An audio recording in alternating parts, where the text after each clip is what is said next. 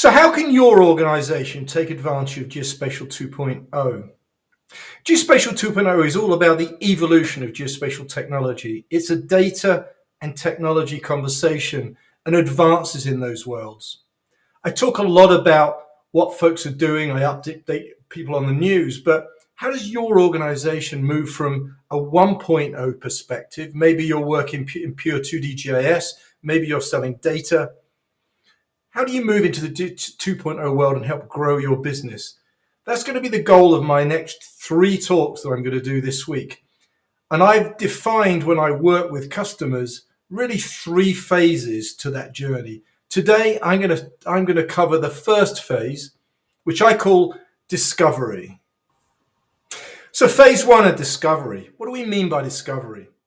We're really building a foundation here. We're trying to build that launch pad on how we're going to get and implement Geospatial 2.0 solutions. So we have to kind of do an internal look at the organization. So we really start in that place of what are our current capabilities. We can look at it from a technical perspective. What in-house technical expertise do we have? Do we have Geospatial 2.0 expertise in some of these newer areas? And if we don't, can we bring that expertise in? Can we partner with organizations that we know to bring that extra capability to what we're doing? The other piece to that is we need to look commercially at what we're doing. So as an organization, have we been focused in particular verticals? Are we talking and solving particular problems? And this can be a product conversation, this can be a services conversation, but what are we doing commercially at the minute? Once we've actually understood what our capabilities are internally from a technical perspective and our commercial perspective, the next phase of this is to start looking outward and take those capabilities and think about how we can expand within our existing client base or new client base into the new Geospatial 2.0 world. So the next part of phase 1 is to do market research. We need to understand the marketplace. Some of that actually involves working with our existing customers I've just mentioned.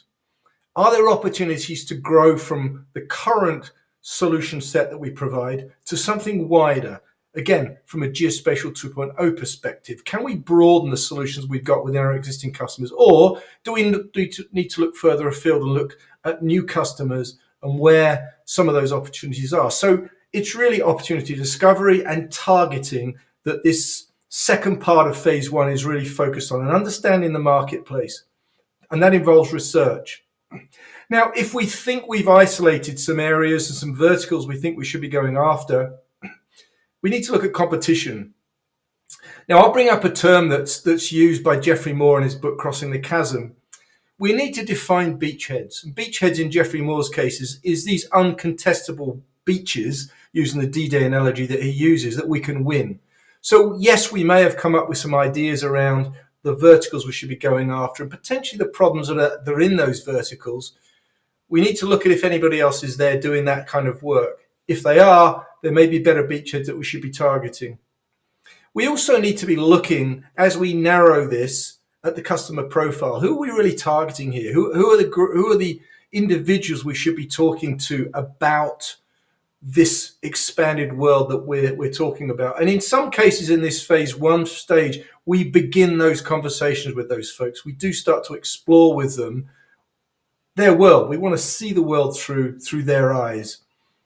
We build a profile of those folks as well. Again, that's a longer term goal here.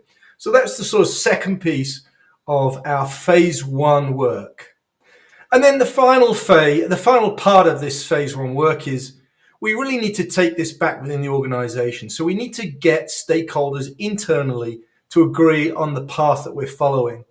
So sure, we need to do presentations internally. We need the senior folks and those on the ground that will be doing the work involved.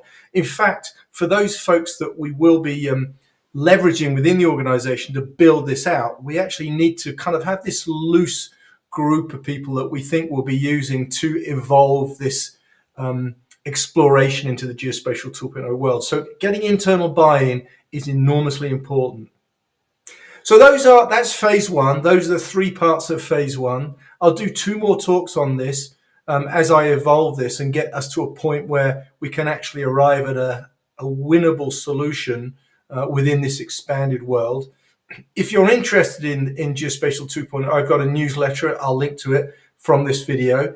If you really want to engage with me to talk about this stuff, and again, this is a kind of the day-to-day work that I do, helping organizations grow into the Geospatial 2.0 world. Again, there will be a link below this or above this video for you to connect with me, and let's have a conversation. So thanks for watching today. On to number 2 tomorrow.